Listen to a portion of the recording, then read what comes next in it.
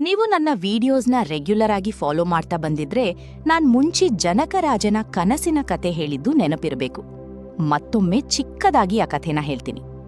ಒಮ್ಮೆ ರಾಜ ಜನಕ ಮಲಗಿದ್ದಾಗ ಒಬ್ಬ ಕಾವಲುಗಾರ ಓಡಿ ಬಂದು ಹೇಳ್ತಾನೆ, ಮಹಾರಾಜ ಎದ್ದೇಳಿ, ಶತ್ರು ಸೈನ್ಯ ನಮ್ಮ ರಾಜ್ಯದ ಮೇಲೆ ದಾಳಿ ಮಾಡ್ತಿದ್ದಾರೆ, ನಾವು ಈಗಾಗ್ಲೇ ಯುದ್ಧ ಮಾಡ್ಬೇಕು ಅಂತ.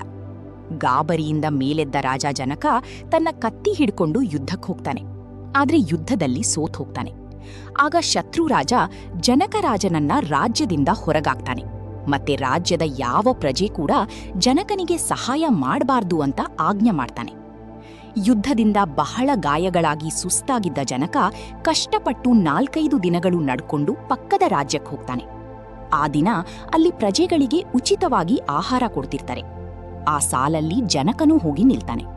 ಹೊಟ್ಟೆ ತುಂಬಾ ಹಸಿದಿರ್ತದೆ. ತಿನ್ನಕ್ಕೇನಾದ್ರೂ ಸಿಕ್ಕ್ರೆ ಸಾಕು ಅಂತ ಕಾಯ್ತಾ ಇರ್ತಾನೆ.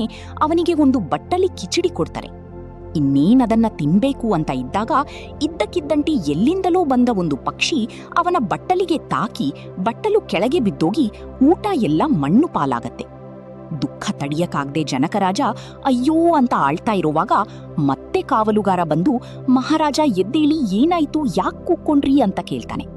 ತಕ್ಷಣ ಮೇಲೆದ್ದ ಜನಕರಾಜನಿಗೆ ಗೊತ್ತಾಗತ್ತೆ ಇಷ್ಟೊತ್ತು ಕಂಡಿದ್ದು ಕನಸು ಅಂತ. ಆದ್ರೆ ಅದನ್ನ ಅಲ್ಲಿಗೆ ಸುಮ್ನೆ ಬಿಡಲ್ಲ ಜನಕ. ಆ ಕ್ಷಣದಲ್ಲೇ ಆತನಿಗೆ ಪ್ರಶ್ನೆ ಕಾಡೋಕೆ ಶುರುವಾಗತ್ತೆ. ಇಷ್ಟೊತ್ತು ಕನಸಿನಲ್ಲಿ ಭಿಕ್ಷುಕ ಆಗಿ ಅನುಭವಿಸಿದ್ದು ಸತ್ಯನಾ, ಅಥವಾ ಈವಾಗ ರಾಜ ಆಗಿದ್ದೀನಲ್ಲ ಇದು ಸತ್ಯನಾ ಅಂತ. ಆಮೇಲೆ ಅಷ್ಟಾವಕ್ರ ಮುನಿಗಳು ಜನಕರಾಜನಿಗೆ ಜ್ಞಾನೋಪದೇಶ ಮಾಡ್ತಾರೆ ಅನ್ನೋದು ನಮಗೆಲ್ಲ ಗೊತ್ತಿದೆ. ಇವತ್ತಿನ ವಿಡಿಯೋದಲ್ಲಿ ಕನಸಿನ ಜಗತ್ತು ಮತ್ತು ಎಚ್ಚರದ ಜಗತ್ತು ಎರಡೂ ಸತ್ಯವಾಗೇ ಕಾಣಿಸಿದ್ರೂ ನಾವು ಎಚ್ಚರವಾದ ಜಗತ್ತನ್ನೇ ರಿಯಾಲಿಟಿ ಅಂತ ಯಾಕೆ ನಂಬ್ತೀವಿ ಅಂತ ಅರ್ಥ ಮಾಡ್ಕೊಳ್ಳೋಣ. ನಾವು ಕನಸು ಕಾಣುವಾಗ ನಮ್ಮ ಮೆದುಳಿನ ಸೆನ್ಸರಿ ರೀಜನ್ಸ್ ಅಂದ್ರೆ ವಿಜುವಲ್ ಕಾರ್ಟೆಕ್ಸ್, ದೃಶ್ಯ ಕಾಣುವ ಭಾಗ, ಮತ್ತು ಇನ್ನಿತರ ಶಬ್ದ, ಸ್ಪರ್ಶ ಹೀಗೆ 5 ಇಂದ್ರಿಯಗಳ ಭಾಗಗಳು ಹಾಗೂ ಇಮೋಷನಲ್ ಸೆಂಟರ್ಸ್, ಭಾವನೆಗಳನ್ನ ಅನುಭವಿಸುವ ಭಾಗ ಆಕ್ಟಿವ್ ಆಗಿರುತ್ತೆ. ಇದರ ಪರಿಣಾಮ ನಮಗೆ ಕನಸಲ್ಲಿ ದೃಶ್ಯಗಳು ಕಾಣುತ್ತೆ. ಶಬ್ದ, ಸ್ಪರ್ಶ, ರುಚಿ, ವಾಸನೆ ಇದೆಲ್ಲದರ ಅನುಭವಗಳು ಆಗತ್ತೆ. ಭಾವನೆಗಳು ಅನುಭವಕ್ಕೆ ಬರುತ್ತೆ. ಆದ್ರೆ ನಾವು ನೋಡ್ತಿರುವ ಘಟನೆಗಳು ಸತ್ಯನೋ ಇಲ್ವೋ ಅಂತ ನಿರ್ಧಾರ ಮಾಡುವಂಥ ಮೆದುಳಿನ ಭಾಗ ಪ್ರೀಫ್ರಂಟಲ್ ಕಾರ್ಟೆಕ್ಸ್ ಸಪ್ರೆಸ್ ಆಗಿರುತ್ತೆ. ಅದು ಆಕ್ಟಿವ್ ಆಗಿಲ್ಲದೆ ಇರೋ ಕಾರಣ ಕನಸಲ್ಲಿ ಒಂದು ದೃಶ್ಯದಿಂದ ಇನ್ನೊಂದು ದೃಶ್ಯಕ್ಕೆ ಜಂಪ್ ಆದ್ರೂ, ಆಮೇಲೆ ಒಬ್ಬ ವ್ಯಕ್ತಿ ಇದ್ದಕ್ಕಿದ್ದಂತೆ ಒಂದು ಸಿಂಹ ಆಗಿ ಬದಲಾದ್ರೂ ಕನಸಿನೊಳಗಿರುವ ನಮಗೆ ಅದು ಆಶ್ಚರ್ಯ ಆಗಲ್ಲ. ಕನಸು ನಮಗೆ ಸತ್ಯವಾಗಿ ನಡೀತಿರೋ ಘಟನೆ ಅಂತಾನೆ ಫೀಲ್ ಆಗತ್ತೆ. ಆದ್ರೆ ಯಾವಾಗ ಎಚ್ಚರ ಆಗ್ತೀವೋ ಆಗ ತಕ್ಷಣ ಪ್ರೀಫ್ರಂಟಲ್ ಕಾರ್ಟೆಕ್ಸ್ ಆಕ್ಟಿವ್ ಆಗತ್ತೆ. ಆಗ ನಮ್ಮ ಮೆದುಳು ನಡೆದ ಘಟನೆನ ಅನಲೈಸ್ ಮಾಡಿ ಅದರಲ್ಲಿ ಲಾಜಿಕ್ ಇಲ್ಲ ಅಂತ ಪ್ರೀಫ್ರಂಟಲ್ ಕಾರ್ಟೆಕ್ಸ್ನ ಮೂಲಕ ತಿಳಿದ ಮೇಲೆ ಅದೊಂದು ಭ್ರಮೆ ಅಥವಾ ಕನಸಾಗಿತ್ತು ಅಂತ ನಿರ್ಧಾರ ಮಾಡುತ್ತೆ. ಆದ್ರೆ ಮೆದುಳಿನ ದೃಷ್ಟಿಕೋನದಿಂದ ಕನಸಿನ ಜಗತ್ತು ಮತ್ತು ಎಚ್ಚರದ ಜಗತ್ತು ಎರಡಕ್ಕೂ ಏನೂ ವ್ಯತ್ಯಾಸವಿಲ್ಲ. ಎರಡೂ ಜಗತ್ತುಗಳು ಮೆದುಳಿನಲ್ಲಿ ನಡೆಯುತ್ತಿರುವ ನ್ಯೂರಲ್ ಆಕ್ಟಿವಿಟೀಸ್ ಆಗಿವೆ. ಉದಾಹರಣೆಗೆ, ಎಚ್ಚರದ ಜಗತ್ತಲ್ಲಿ ನಾವೊಂದು ಗುಲಾಬಿ ಹೂವನ್ನ ನೋಡ್ತೀವಿ ಅಂತಿಟ್ಕೊಳ್ಳಿ. ಅದರ ಬಣ್ಣ ಮತ್ತೆ ಆಕಾರ ದೃಶ್ಯ ಮಾಧ್ಯಮದ ಮೂಲಕ ಮೆದುಳಿಗೆ ತಲುಪುತ್ತೆ. ಸುವಾಸನೆ ಘ್ರಾಣೇಂದ್ರಿಯದ ಮೂಲಕ ಹಾಗೂ ಹೂವಿನ ಕೋಮಲತೆ ಸ್ಪರ್ಶ ಮಾಧ್ಯಮದ ಮೂಲಕ ಮೆದುಳಿಗೆ ತಲುಪುತ್ತೆ. ಇಷ್ಟೆಲ್ಲ ಮಾಹಿತಿ ಅಟ್ ಅ ಟೈಮ್ ಮೆದುಳಿಗೆ ತಲುಪಿ ಅಲ್ಲಿರೋ ನ್ಯೂರಾನ್ಸ್ಗಳಲ್ಲಿ ಇಲೆಕ್ಟ್ರಿಕಲ್ ಇಂಪಲ್ಸಸ್ ಸೃಷ್ಟಿಯಾಗುತ್ತೆ. ಹಾಗೆ ಇಂಪಲ್ಸಸ್ ಸೃಷ್ಟಿಯಾದಾಗ ನಮಗೆ ಅರಿವಾಗೋದು ಅದು ಕೆಂಪು ಗುಲಾಬಿ ಅಂತ. ಇದೆಲ್ಲ ಫ್ರಾಕ್ಷನ್ ಆಫ್ ಅ ಸೆಕೆಂಡ್ನಲ್ಲಾಗ್ಬಿಡುತ್ತೆ.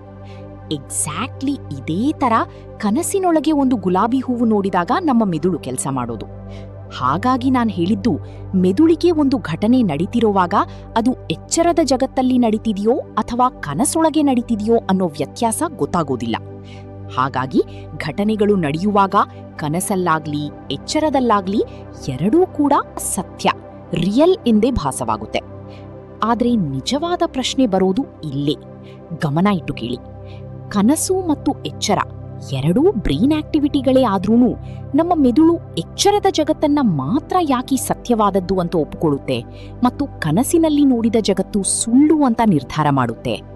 ನಮ್ಮ ಮೆದುಳಲ್ಲಿ ನ್ಯೂರಲ್ ಆಕ್ಟಿವಿಟೀಸ್ ನಡೆಯುವಾಗ ನಮ್ಮ ಮೆದುಳು ಇದೇ ಸತ್ಯ ಅಥವಾ ಇದೇ ಸುಳ್ಳು ಅಂತ ಕಾನ್ಷಿಯಸ್ ಆಗಿ ಆಯ್ಕೆ ಮಾಡಲ್ಲ. ಬದಲಿಗೆ ನಮ್ಮ ಮೆದುಳು ಏನ್ ಮಾಡತ್ತೆ ಗೊತ್ತಾ? ಪ್ರೆಡಿಕ್ಟಿವ್ ಕನ್ಸಿಸ್ಟೆನ್ಸಿ ಅಂದ್ರೆ ಒಂದು ಘಟನೆ ನಡೆಯುವಾಗ ಮುಂದೇನಾಗತ್ತೆ ಅಂತ ಪ್ರೆಡಿಕ್ಟ್ ಅಂದ್ರೆ ಊಹೆ ಮಾಡೋದು.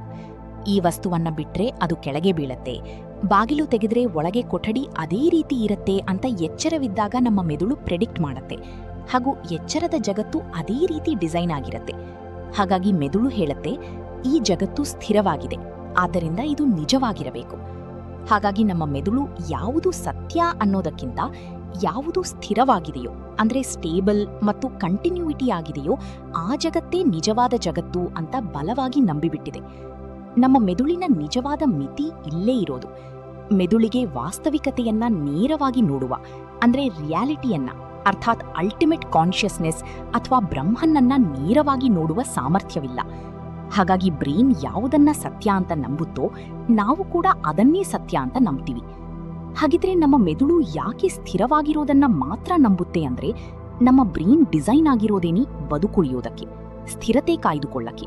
ಅದೇ ಮಾಯೆಯ ಪವರ್. ಮೆದುಳಿಗೆ ಅಲ್ಟಿಮೇಟ್ ರಿಯಾಲಿಟಿ ಬಗ್ಗೆ ತಿಳಿಯೋದ್ರಿಂದ ಯಾವ ಪ್ರಯೋಜನನೂ ಆಗಲ್ಲ. ಎಲ್ಲವನ್ನೂ ಕ್ವೆಶ್ಚನ್ ಮಾಡ್ತಾ ಇದ್ರೆ ಮೆದುಳಿಗೆ ಜೀವನ ನಡೆಸೋಕೆ, ಅಂದ್ರೆ ಸರ್ವೈವ್ ಆಗೋಕೆ ಸಾಧ್ಯವಿಲ್ಲ. ಅದಕ್ಕೆ ಅದು ಅತ್ಯಂತ ಸ್ಟೇಬಲ್ ಆಗಿರೋ ಜಗತ್ತಿನ ಮಾಡೆಲ್ ಅನ್ನೇ ನಿಜ ಅಂತ ನಂಬುತ್ತೆ ಮತ್ತು ಒಪ್ಪಿಕೊಳ್ಳುತ್ತೆ. ಇವೆಲ್ಲವೂ ಕೊನೆಗೆ ಒಂದೇ ಪ್ರಶ್ನೆಗೆ ಬಂದು ನಿಲ್ಲುತ್ತೆ. ಎಲ್ಲ ಅನುಭವಗಳು ಮೆದುಳಿನ ಆಕ್ಟಿವಿಟಿಗಳಾದರೆ ಆ ಆಕ್ಟಿವಿಟಿಗಳನ್ನ ಅರಿಯುತ್ತಿರುವುದು ಯಾರು?